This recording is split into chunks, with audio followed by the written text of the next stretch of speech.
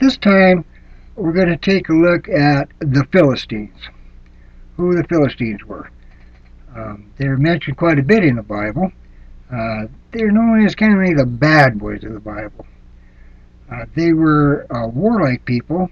They were part of the 9 bands of sea peoples.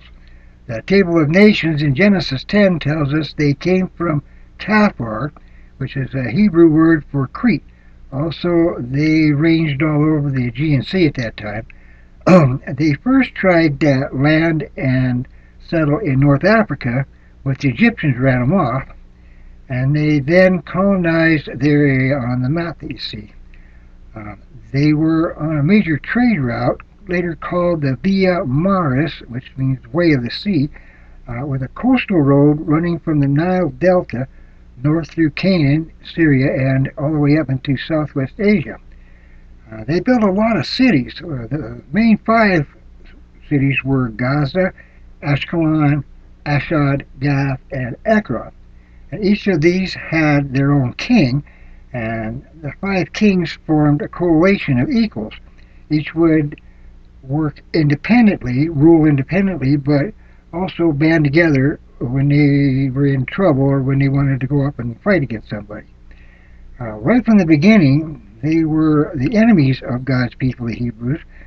Because of their military superiority, they had mastered iron smelting, which the Hebrew people hadn't done yet, and iron was a lot stronger than bronze. And they continually thwarted Israel's development as a nation for about 200 years. They oppressed Israel with their military might, and it was only God's intervention that held the Philistines at bay. One of the stories in the Bible that concerns the Philistines, of course, is the story of David and Goliath. The Philistines and the Hebrew people are at war, and they're at the battleground there and lined up against each other. And Goliath shows up, and he's huge. He's a big giant on the side of the Philistines, and nobody wants to go up against him. But here comes David. Now, David's just a boy still. He's just a shepherd boy.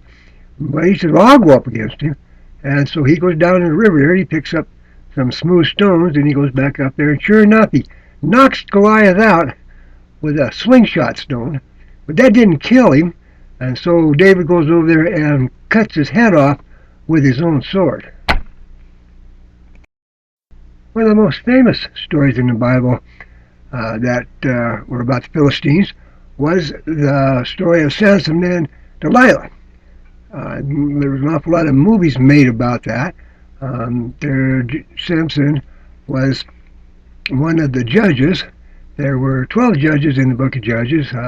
Athenal, Ehud, Shamgar, Deborah, Gideon, Tola, Jair, Jephthah, Ibzan, Elon, Abdon, and Samson. Samson was the last of the judges.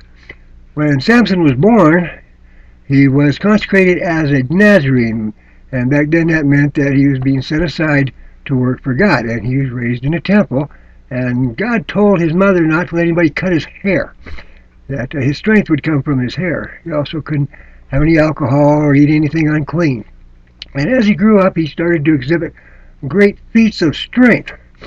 And one of his weaknesses, though, when he grew up, is that he liked Philistine women. And God had forbidden that. But he went ahead and he found a Philistine wife, which didn't work out too well.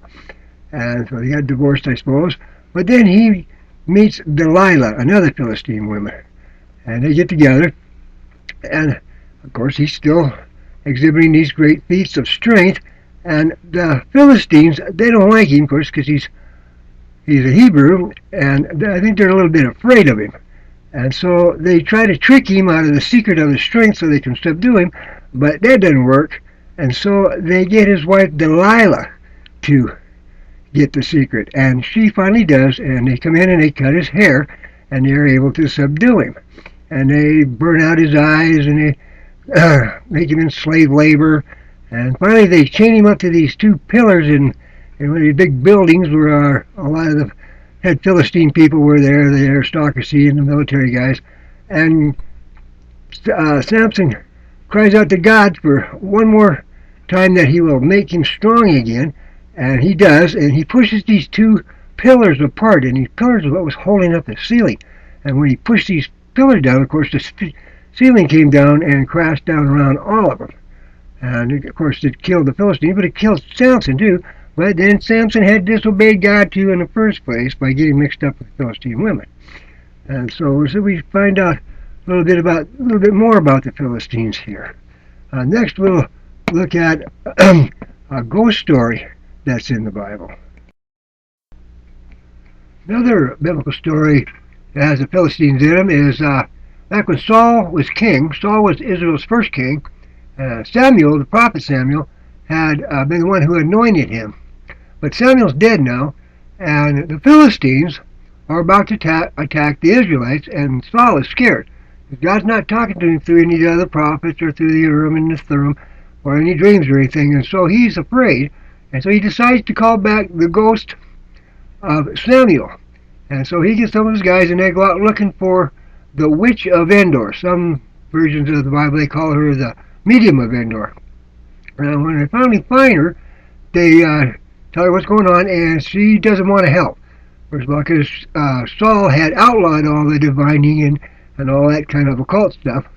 But he finally talks her into it and tells her it's going to be okay. And so she calls back the ghost of Samuel, and Samuel's not happy. Samuel says, "Who's disturbing my peace?" And of course Samuel says, "Well, it's me."